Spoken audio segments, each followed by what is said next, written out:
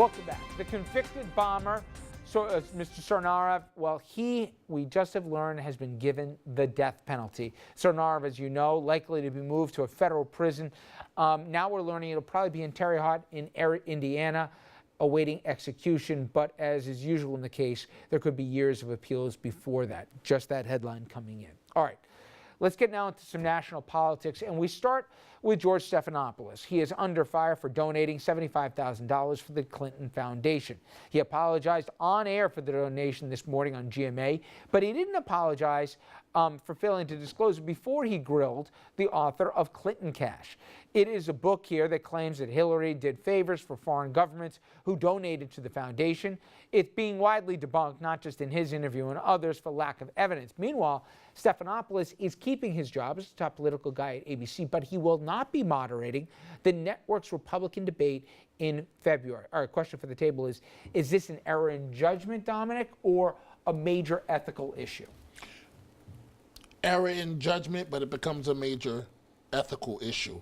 As a journalist, everyone here at this table knows there are certain things that we can do and cannot do. We can accept gifts only up to X amount. And so in this case, for Mr. Stephanopoulos to donate that type of money to the foundation, first of all, I don't even understand, to be honest with you, Richard, and I know him, but I don't understand how he even got that job. You're going off field. But what I'm saying is that you go from 25 years too late. Yeah. But wait, you go from being an operative to the key guy at ABC News. I'll be honest though, nobody has complained about his work and his objectivity in the last 10 plus years here. So my only issue, Brian Williams. But my only issue with this is, the Clinton Foundation is not a political organization. It's a foundation that does good works around the globe. George Bush Sr. has worked shoulder to shoulder with the president. I can count countless Republicans here and international agencies that are doing this. The problem was the disclosure. Does anyone else have a problem that he gave money to the foundation, or is it just the first name in front of it? It's not like there's a political campaign contribution. Right. I agree. I think he should have disclosed it at the beginning of the interview. And by the way, anybody who's offended the fact that, oh my gosh, he gave money to the Clinton Initiative, I don't know, I'm just looking this way. I don't know if you are. But you should, I mean, does anybody really question where his political leanings are, considering that he's the guy who got Bill Clinton into the White House in the first place? He's probably pretty tight with the Clintons. This shouldn't have been a great galloping surprise. So we're supposed to excuse the But no, he should have disclosed it. But if people are saying, like, look, this is the smoking gun that he's a liberal ideologue and all he wants to do is help Hillary win the White House, even though he hurt her in 2008. I do. Look, there's no reason why he should have done the Clinton, the interview for the author who wrote Clinton Cash. Even what you said, I mean, he's a former operative of Bill Clinton and worked with Hillary Clinton too. And now he's donated to the Clinton Initiative. There's no reason why he should have done that interview as seriously that question, honestly, was asked and answered to the point where Republicans were comfortable with him moderating a debate until all of a sudden this thing came out. So it's, to me, forget whether I love him, don't like him, it doesn't matter. It's just somebody's personal taste. But he has answered the objectivity question time and time again, to the point where a lot of people think he goes harder after Democrats just because he doesn't want to give the veil of impropriety. Anyway, this isn't Brian Williams, trust me, people, in this story, but he's going to have a tough, I think, month or two here until he gets back into the political window where no one asks the questions. All right, let's move to Texas now, where Senator Cruz and Governor Greg Abbott, they're all bent out of shape about a U.S. military training exercise called JADE HELM 15. It sounds like the title of a bad horror movie. The government will have troops in 7 states for 8 weeks this summer. It's counterinsurgency training. It's got more than 1,000 people involved. I don't know why this is a story, but ever since this thing was announced last month, conservative and conspiracy theorists, I think some have tinfoil hats in those states, they've been flipping out over this. They're worried the government is planning to invade the red states or declare martial law. Or seize everybody's guns. Mr. St. Paul, can you explain for the life of me how the military, which is manna from heaven for the right, for this country, but especially for conservatives, that the military is plotting a coup, like to bring back Santa Ana and they're going to invade Texas?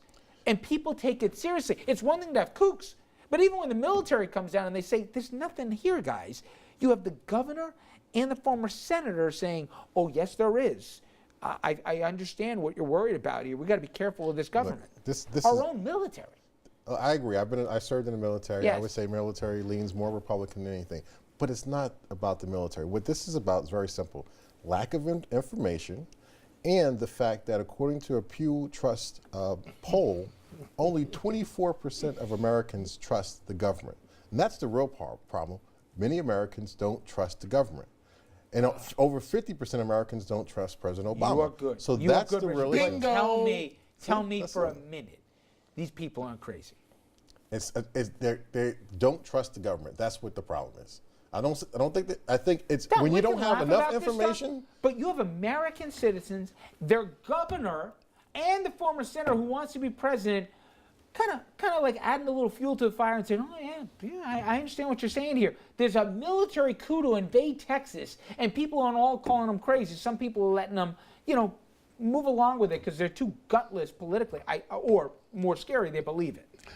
From the day this president was inaugurated, there have been all types of conspiracy theories, and this one is right off the cuckoo clock. So, I mean, why do you respond to, if you're the government, how do you respond? They've bent over backwards to say, no, this is an exercise, and, Texas, and people think this Andrew, president. there's a little bit of me that's like, this is insane.